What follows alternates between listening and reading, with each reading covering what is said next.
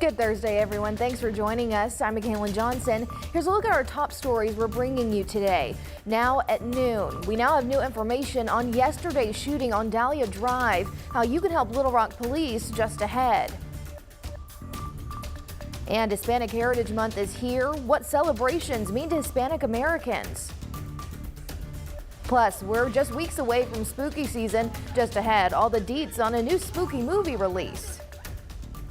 But first, meteorologist Nathan Scott is here with us. Nathan, we've kind of been seeing the same conditions the past couple of days. What can we expect this Thursday? Well, pretty much more of the same, Mackailyn, because we've got a copy forecast expected on our Thursday. We start this morning into the 50s and 60s. All that sun has warmed us up.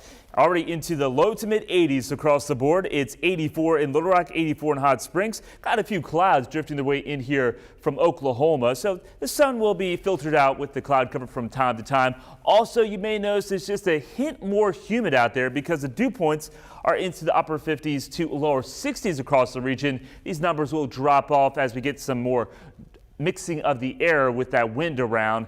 I think it'll be a little less humid going into the afternoon hours. But here's what you can expect today. Temperatures topping out into the upper 80s to lower 90s. And if you're thinking, hey, fall, it's just a week away, there's going to be some fall-like conditions returning, right? Not so much. In fact, we're talking about the potential of record highs going into next week. I'll have that hot forecast coming up. Thanks, Nathan. And we start this half hour with an update to a story we first brought you yesterday morning. Little Rock police have named a suspect in the Dahlia Drive shooting that left one man dead. The shooting happened just before 4 yesterday morning. Authorities are seeking 16-year-old Malik Williams. Williams is being charged with capital murder. If you see the man on your screen, contact Little Rock police. In a THV11 update, we also have new information today about a death that at first looks like a suicide. However, Little Rock police now say it was actually a murder. This afternoon, 21-year-old Mackailyn Johnson is behind bars facing first-degree murder charges. Police were sent to the 2400 block of Center Street shortly before noon Wednesday, where they found someone dead. While it was reported as a suicide, officers said they were not confident that's what happened. Later Wednesday night, detectives determined it was actually a homicide and made the arrest. And police in Jacksonville are still looking for the person who shot 2 people earlier this week. It happened Tuesday afternoon just before 4 o'clock along Highway 161. Police are now asking any witnesses who were driving near the Memorial Garden Cemetery in Dollar General at the time to come forward. And more accountability is coming to one police department here in Arkansas. In Rogers, officers are now going to start using body cameras. Before, they only had dash cams. The city council voted Tuesday night to approve the purchase of the body cameras, plus new policies for how they use both the body cams and dash cams. The cameras can also turn on automatically when an officer pulls out their gun or whenever the officer's car crashes. Why now? It's time. We realize that there is a definite need for this type of information to be given and to be aware of, and of course the instruments that are now available to see certain actions that we were unable to see before. According to city leaders, these new policies must take effect by January 1st.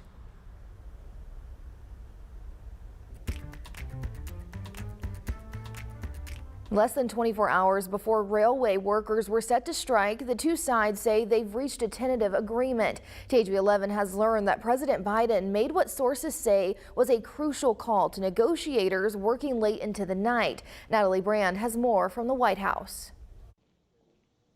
President Biden announced this morning that a tentative deal has been reached between unions and rail companies after a marathon 20-hour negotiating session Wednesday. Those rail workers will get better pay, a 24% wage increase over the next 5 years, improved working conditions, peace of mind around their health care by capping the cost that workers will have to pay. The standoff stemmed from a dispute over sick leave and attendance policy. The president called the deal a victory for railway companies as well. Railroad companies will be able to retain and recruit workers. They'll be able to continue to operate effectively as a vital piece of our economy. The agreement now heads to union members for a vote, but workers have agreed in the meantime not to strike. The administration's labor secretary said a disruption would have had catastrophic impacts on industries, travelers, and families. The Association of American Railroads had warned halting freight trains could have cost the U.S. economy more than $2 billion a day. Well, it would be a significant impediment to shipping goods and to create supply chain challenges. Ahead of the tentative agreement, Amtrak had announced it was canceling long-distance rail service. An Amtrak spokesperson now says they're working to quickly restore those trains. Natalie Brandt, CBS News, the White House. As more EVs are on Arkansas roads, more electric vehicle charging stations can now be expected in the state. The Biden administration announcing that Arkansas's electric vehicle infrastructure deployment plan has been approved. This $5 billion federal plan will help create EV charging stations state and countrywide. For now, $18.5 million. According to RDOT's plan, a first priority in the state is placing high-powered chargers along the approximately 512 miles of designated EV corridors within Arkansas. With dollars coming in over the next 5 years, that's the amount of time RDOT has to get things rolling. These are federal dollars that are coming in. We have got 5 years to really map this out and make it successful for Arkansas.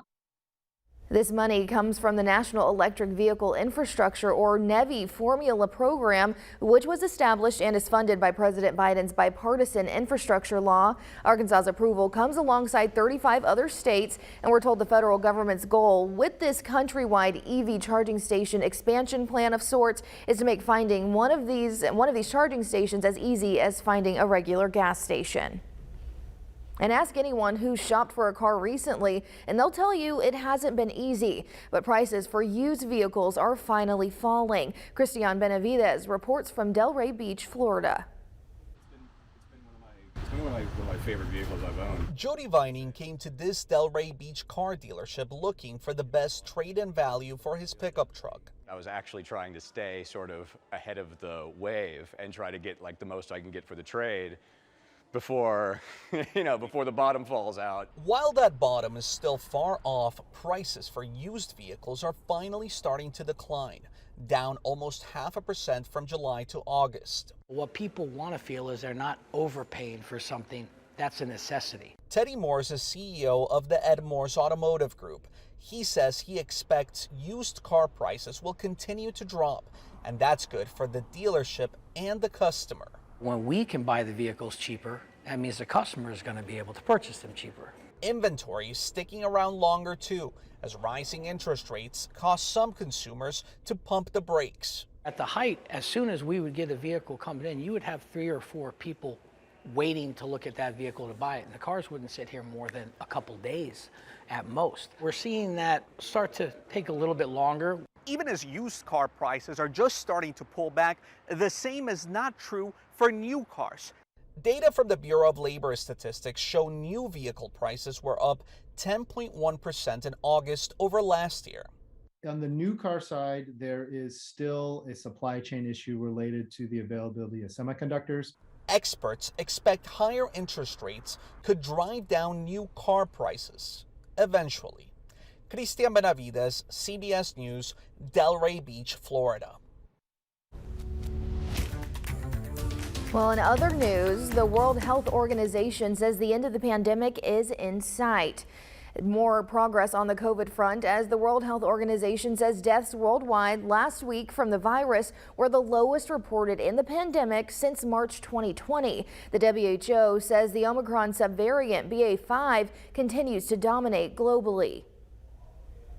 Ukrainian President Volodymyr Zelensky has been involved in a car crash in Kyiv. His office says a car collided with his after returning from visiting troops. As authorities investigate, they say Zelensky was not seriously injured. The driver of the other vehicle received first aid from Zelensky's medical team and was taken away by ambulance.